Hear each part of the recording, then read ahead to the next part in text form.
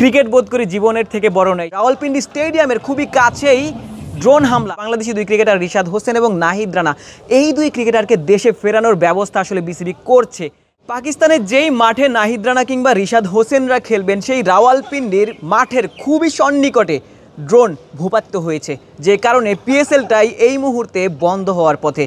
40 জন cricketer, বিদেশি ক্রিকেটারের সাথে পাকিস্তান ক্রিকেট বোর্ড কিংবা পিএসএল কর্তৃপক্ষ আলোচনা করেছে। একটা মিটিং হয়েছে, অনাকাঙ্ক্ষিত মিটিং, যেখানে আসলে বলা হয়েছে ক্রিকেটারদের এই পিএসএল অংশ নেওয়ার জন্য। তবে কোনো ক্রিকেটার আসলে চাননি এই পিএসএলে আর খেলা চালিয়ে যাওয়ার জন্য। তাদের দাবি ছিল পিএসএল যেন বন্ধ করে দেওয়া হয় কিংবা দুবাইতে শিফট করা হয়, ইউএইতে শিফট করা হয়। তাদের দাবি এমনটাই ছিল। তবে পিএসএল কর্তৃপক্ষের কাছ থেকে আসলে বলা হচ্ছিল যেন তারা পিএসএলটা খেলা চালিয়ে যায়। তবে এই মুহূর্তে যেই সিচুয়েশন, সেখানে আসলে পাকিস্তানে বিদেশি ক্রিকেটারদের ম্যাচ খেলা, ক্রিকেট খেলা, সেটি আসলে এই মুহূর্তে অবিশ্বাস্যই মনে হচ্ছে। বাংলাদেশি যেই দুই ক্রিকেটার এই মুহূর্তে পাকিস্তানে অবস্থান করছেন, রিশাদ হোসেন এবং নাহিদ রানা, তাদের নিয়েও আসলে বিসিবি চিন্তিত। তারা নিজেরাও আসলে চিন্তিত, যেখানে স্টেডিয়ামের খুবই কাছে আসলে ড্রোন ভূপাতিত হলো, সেই জায়গাটাতে চিন্তার কারণই বটে। নাহিদ রানা এবং রিশাদ হোসেনকে বিসিবি দেশে ফেরানোর ব্যবস্থা করছে, এমনটাই যতটুকু আসলে খবর।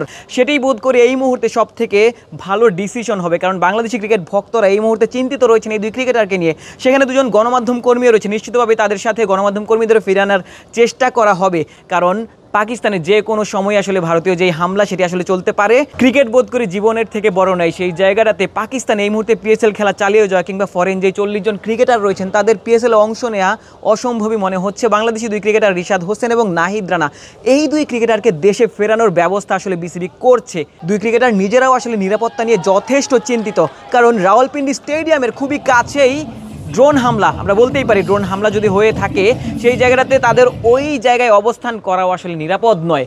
বাংলাদেশি ক্রিকেট ভক্তরাও সেটি নিয়ে চিন্তা করছে ক্রিকেট বোর্ড, চিন্তা করছেন ফারুক আহমেদরা, তাদেরকে কিভাবে দেশে ফিরিয়ে আনা হয়। পিএসএল নিশ্চিতভাবে বন্ধ হতে চলেছে ইউএইতে, যদি না আসলে সেটি স্থানান্তরিত করা হয়। গতকাল থেকে নাহিদ রানা এবং রিশাদ হোসেনের নিরাপত্তা নিয়ে বিসিবি চিন্তিত ছিল। বারংবার ফারুক আহমেদ, পিএসএল কর্তৃপক্ষ কিংবা পাকিস্তানে বাংলাদেশের যে হাই কমিশন রয়েছে, সেখানে তিনি বারংবার যোগাযোগ করেছেন, তাদের নিরাপত্তার ব্যাপারে চিন্তা প্রকাশ করেছেন। এবং আজকের দিনে যখন রাওয়ালপিন্ডি স্টেডিয়ামের খুব কাছে একটা ড্রোন আসলে ভূপাতিত হয়েছে, সেই জায়গাটাতে এই দুই ক্রিকেটারের নিরাপত্তা সব থেকে বড় বিষয়। এই দুই ক্রিকেটারকে বিসিবি হয়তো দেশে ফেরাতে চলেছে এবং পিএসএলটাও হয়তো বন্ধ হতে চলেছে। আশিক সারোয়ার, নিউজ 24।